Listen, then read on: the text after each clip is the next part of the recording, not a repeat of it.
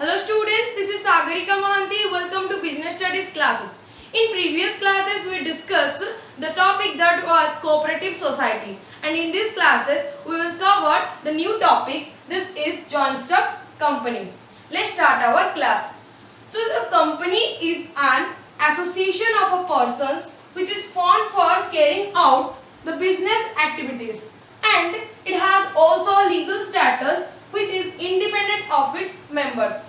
This means it is an association of persons which is formed for carrying out the business activities. That means its main motive is to earn high profit, and it has a legal status.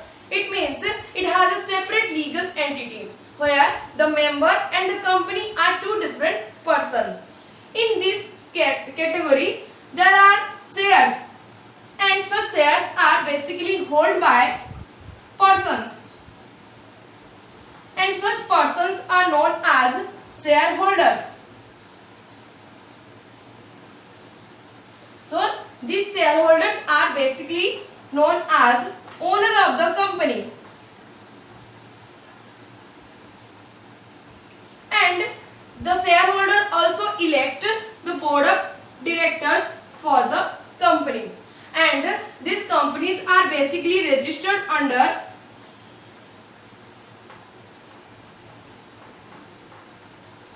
Companies Act 2013.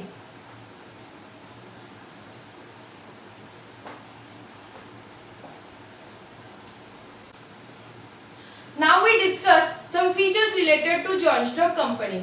First is artificial person. A company is an artificial person having no body, no soul and no conscience. That is, it cannot be breathe, eat, run or talk. But like natural person, a company can own property, it incurs debt also, it borrow money, it enter into contract, and also it can sue and be sued. Next is separate legal entity. The company has a legal status. As a legal status, it is the legal existence in the eye of law. And separate legal entity means the company and its owner are two different persons. Next is formation. Basically, companies are registered under Companies Act 2013. As per the registration, it involves preparation of separate documents and compliances with the several legal requirements before it can start the functioning. So basically, to form a company, it requires various legal requirements. So for this purpose, we can say that the formation of company is a time consuming and expensive and complicated process. Next is control. Basically, the companies are controlled by the board of directors, and such board of directors are elected by shareholders of the company, and such shareholders are the basically owner of the company. Next feature is liability. So liability of the members is limited in case of joint stock company, and it's limited to the extent of the capital contribution by the company. And basically here the shareholders cannot be asked to pay the company's debt, and also creditors can settle their claim against the asset of the company. Next is perpetual succession. Perpetual means indefinite period.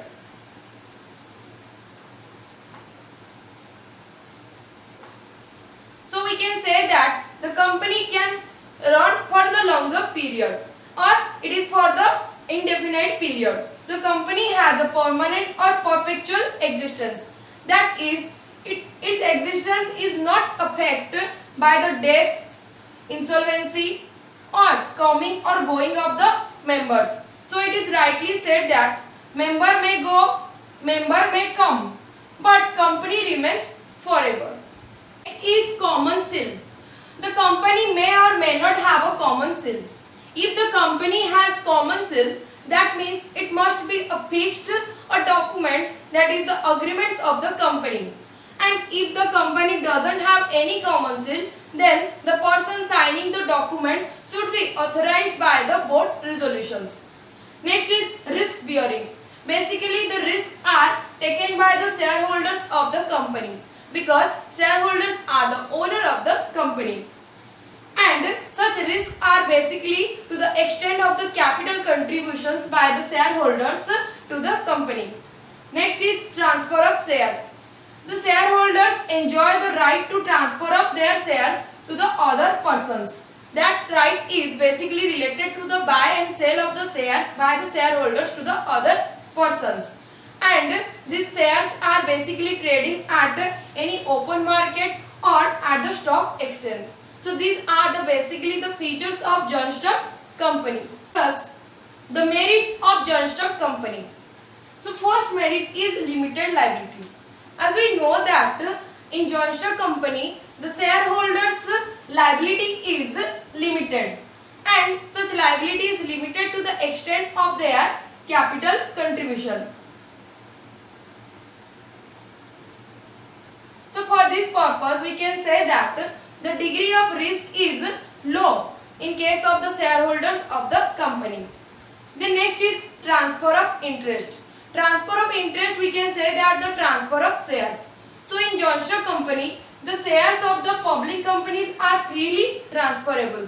Freely transferable means it is easily traded in the stock market or any open market. And here the shareholders dispose of their shares on the favorable situation of the market. That means the shareholders can sell their share when the market situation is favorable. Next is perpetual existence. As we know that the meaning of perpetual is, it is related to the indefinite period. So, the company will continue for the longer or indefinite period. That means the continuity does not affect from any insanity, death or retirement or coming of members or anything or any uncertainties. So, the continuity is for the longer period. Next is scope of expansion. The company has large resources as compared to other forms of organization, which we discussed earlier, that is a sole trader business or Hindu undivided family or cooperative society. So here we can say that the scope of expansion is high in case of joint stock company because here the large resources are available and it can also doing some growth activities or diversification activities or any expansion activities. Then last is professional management.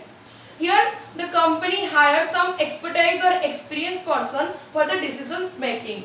As the management of the company is in the hands of the specialized and experienced personnel, it results in the balanced and rational decisions. So basically company hire some expertise or professional management to get some result that is related to the balanced result. So these are basically related to the merits of a joint stock company. Next is we discuss the demerits of joint stock company. So first is complexity of formation. As we discussed earlier, to form a joint stock company, it requires more legal documents and the companies go through some legal procedures. As compared to other form of organization, the formation of company is more complex in nature. The next is lack of secrecy. In joint stock company, the informations are basically provided to the register of the company from time to time. So for this purpose, there is a lack of secrecy and also insider trading is one of the demerits of the joint stock company. Insider trading is basically leakage of some sensitive information to the competitors.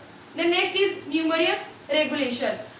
As we know that the company is go through various legal procedures, so all the process is very time consuming, expensive and reduces the freedom of operation.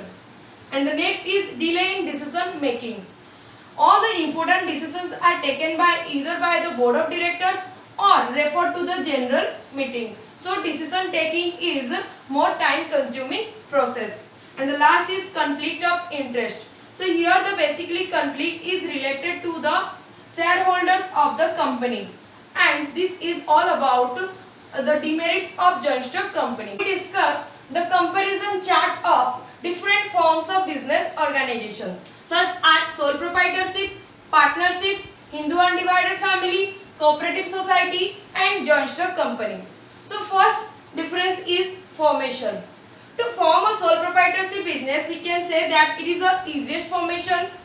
For partnership business, it is also easy formation, and for the HUF, it is also easy formation. And for the cooperative society and joint stock company, the formation is a complex nature. Next is registration. In sole proprietorship business, registration is not needed, or we can say that there is no need any registration. In partnership business, registration is optional, but it is advisable to be a compulsory for the registration to avoid some future dispute. And in HUF, same as a sole proprietorship business, it is no need for any registration. And in cooperative society and joint stock company, registration is compulsory. Next is members. Here in sole proprietorship business, minimum and maximum member is 1. Or we can say that this is a single owner business, so it requires only 1 member. In partnership business, minimum members is required 2 and maximum member is required 15. In Hindu undivided family business, minimum member is required 2 and there is no maximum limit. And in cooperative society business, minimum member is required 10 and there is also no maximum limit. And in joint stock company, there is basically 2 types of company. One is private company and another is public company. For private company, minimum member is required 2 and maximum is 200. And in public company, minimum member is required 7 and there is no maximum limit in case of your public company. And the next is liability. In sole proprietorship business, the liability is basically unlimited. In partnership business, the liability is also unlimited. That means here the asset is basically insufficient to meet the business debt. So in this case, the owner's personal liability or personal property is responsible to recover the business debt. In case of the HUF, the Karta's liability is basically unlimited and the co-partner, that is the equal rights about the ancestral properties or the other members of the HUF, is limited in nature. And in cooperative society, the liability is limited, and joint stock company, the liability is limited, and its liability is limited to the extent of their capital contribution to the company. So this is all about the comparison of different forms of business organization.